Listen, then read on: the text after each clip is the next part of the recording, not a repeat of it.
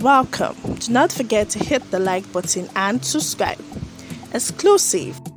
The headline for the article for today says why I am exposing Tinubu. This is coming from a man called Hundeyin, Hundeyin. Hundeyin. Okay. Investigative journalist David Hundeyin says his decision to bring to the limelight the alleged forfeiture of money and offences bordering on narcotics by Bola Ahmed Tinubu is because he wants Nigerians to know Tinubu's background. Tinubu is the presidential candidate of the ruling All Progressive Congress (APC) for the 2023 general election. Hundeyin stated this on Tuesday in an interview with Arise TV. The journalist talked about his recent publication, Bola Ahmed Tinubu from drug law to presidential candidate. Now, the United States District Court for the Northern District of Illinois last week released fresh documents detailing Tinubu's encounter with American authorities and over allegations of narcotics, trafficking, and money laundering. The United States records showed that the former governor of Lagos State had forfeited up to $460,000 to the United States authorities in plea bargaining. The issue had generated mixed reactions in recent days, but the 56-page document released by the district court headquartered in Chicago did not include crucial new details but was just a part of the matter that had been in the media and public domain for more than 2 decades now. And then reignited interest in the issue in a July 13 article in West African Weekly. Speaking during the interview, the investigative journalist said it is clear from the documents yeah,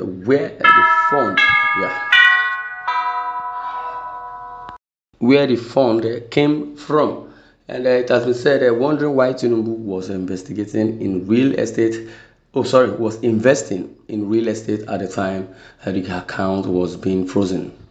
Hundeyin reunited interest in the issue in a July 13 article in West African Weekly. Speaking during the interview, the investigative journalist said it is clear from the documents where the fund came from. Wondering why Tinubu was investing in real estate at the time the account was being frozen by the United States government. It is to speak to the electorates that they should be informed about the character of the person who wants to be president of Nigeria. I would not be doing my job if I know someone who was in drug-related issue that wants to be president, and I don't talk, Hundeyin said. It is very difficult to know the amount of damage this would be doing to us. There is a visa ban for Nigerians from United Arab Emirates now, and he further urged Nigerians to read the documents and arrive at a conclusion on the character of Tinubu and also decide if he was capable of leading the country. He stressed that he was aware that the issue would not be taken up nor investigated by authorities in Nigeria and the judiciary, alleging that the document was clear that funds coming into Tinubu's account at that point came from people with questionable means of livelihood.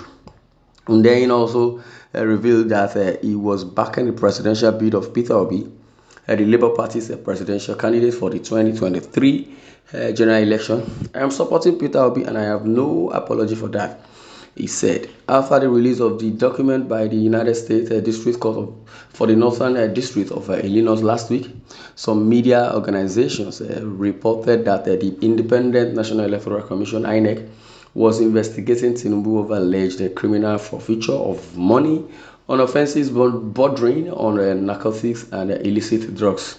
Subsequently, the National Broadcasting Commission (NBC) sanctioned two broadcast media outfits for airing fake reports about the APC presidential candidate.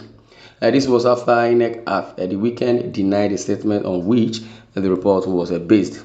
Reacting to the circulation of the document last week, the spokesman of the APC presidential campaign, Bayo Onanuga, described the documents in circulation as a campaign of calumny. Onanuga noted that Tinubu was cleared of the allegations, adding that the report was not true. Onanuga, on his Facebook page, he wrote, the mock crackers back in business. The Tinubu traditions on Tuesday returned to their usual campaign of calumny. At this time, waking up the carcass of a drug allegation in America that was buried in 1993. Long after the campaign failed in 2003, it resurfaced weeks to the primary election of the All Progressive Congress. The opponents thought it was later enough to make the All Progressive Congress APC disqualify Tinubu from the race. Well, it failed spectacularly, and Tinubu went on to win the primary with a landslide. The Mokrakers are back again with the same story, dressed as a certified true copy from the United States court. One of the unconscionable and wicked lies peddled by political opponents about Bola Ahmed Tinubu was to paint him erroneously as a drug baron. The accusation arose out of an investigation by Federal Bureau of Investigation FBI agent Kevin Moose of Tinubu and the Compass Investment and Finance account at First Heritage Bank and also Citibank in the United States. On January 10th, 1992, Kevin Moose requested and obtained a court order to freeze the account, and on January 13th, 1992, Moose telephoned Tinubu in Nigeria to justify the amount in that account during that time, running into $1.4 million. Part of the money was said to have been deposited by two Nigerians being investigated for drug offenses or drug-related offenses. After the telephone conversation, Tinubu instructed his lawyer in the United States to file lawsuit against the order freezing his account. Wow. Now, there are so many charges that need to be put up against Tinubu, but as it is, he's the national leader of the All Progressive Congress. Now, this dragged on till 15th September 1993 when an agreement was reached for an out-of-court settlement. Judge John A. Nordberg of the United States District Court for the Northern District of Illinois read out the agreement reached by the two parties. Now, part of the funds, $460,000, was seized by the government. The Federal Bureau of Investigation, FBI, never charged Tinubu with any drug offense. The case did not go on trial. Tinubu was never convicted and he was never barred from entering the United States. Well, in 2003, 10 years after, when the PDP, People's Democratic Party, opponents wanted to use the shortcut allegation to disqualify Tinubu from running for a second time in Lagos, the Inspector General of Police, Tafa Balogun, made an inquiry with the American consulate on Tinubu's status. The consulate gave Tinubu a claim bill in a reply by the legal attaché, Michael H. Bonner. The letter reads, our sincerest greetings to you and all of the law enforcement personnel in the Nigerian police force, whose continued assistance is very much appreciated. Now, in relation to your letter, now the letter is what we need to listen to as it is. Well, time may not permit us. In our next article, we'll continue from there. Thank you for listening and God bless you.